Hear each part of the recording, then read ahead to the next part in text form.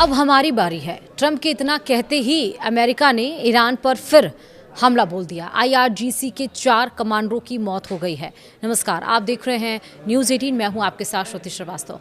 America ने एक बार फिर ईरान के खिलाफ हवाई हमले शुरू कर दिए हैं। अमेरिकी अधिकारी के हवाले से आई रिपोर्ट के मुताबिक राष्ट्रपति डोनाल्ड ट्रंप ने पिछले सप्ताह बमबारी रोककर बातचीत के लिए मौका दिया था, लेकिन जॉर्डन में अमेरिकी सैन्य अड्डे पर हुए मिसाइल हमले के बाद सैन्य अभियान दोबारा शुरू कर दिया गया। एक्सियोस की रिपोर्ट के मुताबिक ईरान की ओर से एक दिन पहले जॉर्डन स्थित अमेरिकी बेस को निशाना बनाकर मिसाइलें दागी गई थी। अमेरिकी सेना का दावा है कि सभी मिसाइलों को बीच रास्ते में ही इंटरसेप्ट कर लिया गया। वहीं ईरान ने कहा है कि बुधवार को हुए हमले में ईरान के 4 सैनिक मारे गए हैं। बुधवार को पत्रकारों से बातचीत में ट्रंप ने कहा है कि अमेरिका ईरान पर बहुत जोरदार हमला करेगा। उन्होंने कहा कि अब हमारी बारी है। ट्रंप ने यह भी दावा किया है कि ईरान ने मिसाइल हमला करना अपनी गलती माना है और अमेरिका से जवाबी कार्रवाई नहीं करने की अपील की है। हालांकि ईरान की ओर से इस दावे की स्वतंत्र पुष्टि नहीं हुई है। रिपोर्ट के अनुसार ट्रंप प्रशासन ने इससे पहले लगातार 13 रात तक ईरान के सैन्य ठिकानों पर हमले किए थे और इसके बाद बातचीत की संभावना को देखते हुए बमबारी अस्थायी रूप से रोक दी गई थी। लेकिन जॉर्डन में हुए मिसाइल हमले के बाद 5 दिन के भीतर ही यह सैन्य अभियान फिर शुरू हो गया।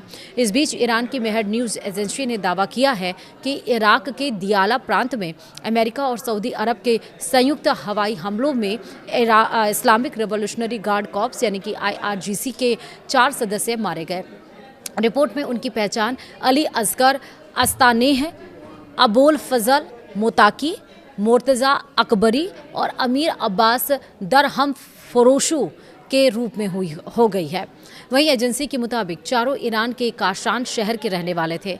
उधर द न्यूयॉर्क टाइम्स ने एक अमेरिकी अधिकारी के हवाले से दावा किया है कि संयुक्त हमलों में करीब 20 ईरानी सलाहकार, जिनमें IRGC के सदस्य और तकनीकी सलाहकार शामिल थे, मारे गए हैं। रिपोर्ट के मुताबिक इन ठिकानों को इसलिए निशाना बनाया गया है क्योंकि वहां ईरान समर्थित समूहों को मिसाइल और ड्रोन संचालन में मदद देने वाले सलाहकार मौजूद थे। वहीं अब तक अपडेट्स क्या हैं वो समझिए।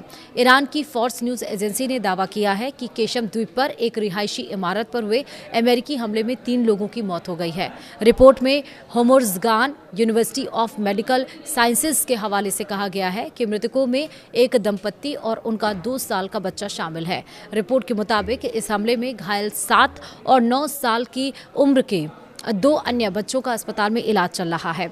इससे पहले बचाव दल ने मलबे से बच्चों को सुरक्षित बाहर निकाला और उसकी जानकारी भी दी थी। फिलहाल अमेरिका का कहना है कि उसने केवल सैन्य निगरानी और रक्षा से जुड़े ठिकानों को निशाना बनाया है।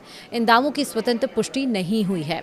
दूसरा, ईरान ने हॉर्मुज़ जल डमरूमध्य के संयुक्त प्रबंधन को लेकर ओमान के प्रस्ताव को खारिज करते हुए अपना नया प्रस्ताव पेश किया है। दोनों देश अंतिम समझौते की शर्तों पर बातचीत जारी रखे हुए हैं। ईरान के उप विदेश मंत्री काजेम गरीबाबादी ने कहा है कि तेहरान के प्रस्ताव के तहत जल डमरूमध्य में एक समुद्री मार्ग पूरी तरह ईरान के क्षेत्रीय जल क्षेत्र से गुजरेगा, जबकि दूसरे मार्ग का एक हिस्सा भी ईरानी जल क्षेत्र में रहेगा। उनके मुताबिक इससे ईरान आने और जाने वाले दोनों समुद्री मार्गों की प्रभावी निगरानी कर सकेगा।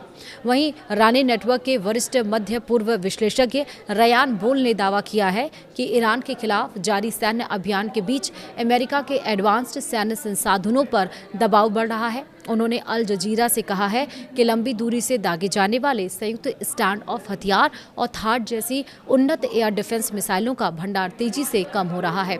उनके मुताबिक कई रिपोर्टों के अनुसार पेंटागन के योजनाकार भी इन हथियारों की उपलब्धता को लेकर चिंतित हैं। वहीं ईरान की सरकारी प्रसारक IRIB के मुताबिक केशन द्वीप पर अमेरिकी हमले में क्षतिग्रस्त हुए रिहायशी भवन के मलबे से तीसरे बच्चे को सुरक्षित निकाल लिया गया। रिपोर्ट के अनुसार बचाव अभियान अभी भी जारी है। रिपोर्ट में कहा गया है कि अमेरिकी हमले का निशाना बना भवन 5 सदस्यों वाले एक परिवार का था। इससे पहले 2 बच्चों को मलबे से निकालकर अस्पताल पहुंचाया गया था। तो यानी कि बमबारी जारी है, गोलेबारी जारी है, एक दूसरे के ऊपर स्ट्राइक जारी है, लेकिन अब ज़रूरत है कि ये युद्ध थमना चाहिए। फिलहाल वीडियो में इतना ही। नमस्कार।